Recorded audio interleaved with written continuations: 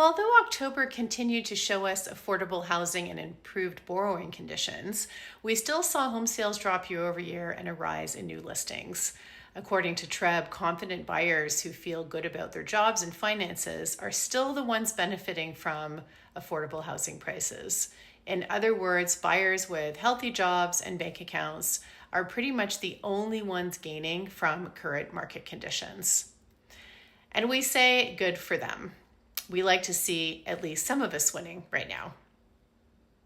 TRREB President Elechia Barry-Sproule says while these buyers are benefiting from the market, the average buyer feels safer on the sidelines, worrying about economic uncertainty.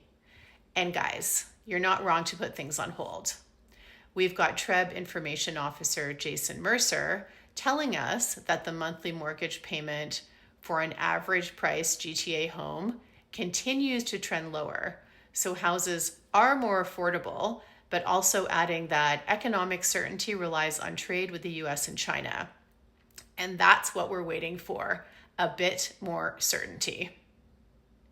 We always say you need to rely on your personal situation to drive your real estate decisions, and that goes for sellers as well. I mean, it makes sense, right? Who wants to list when year over year October home sales were down by 9.5% and new listings were up by 2.7%?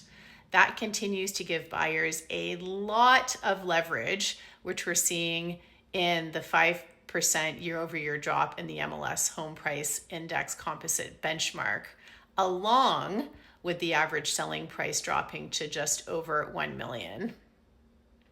The only hopeful thing for sellers is that on a month-over-month seasonally adjusted basis, prices were flat, but the average selling price was still down. So, what if you need to sell first? Well, first, let's make sure that really is the case where you have no choice for whatever reason. Then the fates control your decisions. However, if you look at your situation and realize the need isn't actually there, then it doesn't hurt to wait a little bit longer. Because if prices continue to remain low and trade deals are finally solidified, then more people will start to feel confident in the economy and, fingers crossed, their job situation. At that point, they're going to start acting faster to snap up affordable houses, so inventory will start to drop along with buyer negotiating power, helping to bring prices back up. Now, another big consideration for sellers is home equity.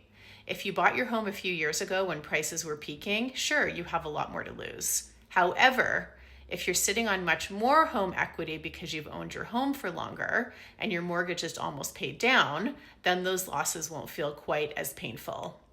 You're still going to make a killing because traditionally housing prices rise year over year over year over year. So you've built some momentum. Please keep that in mind.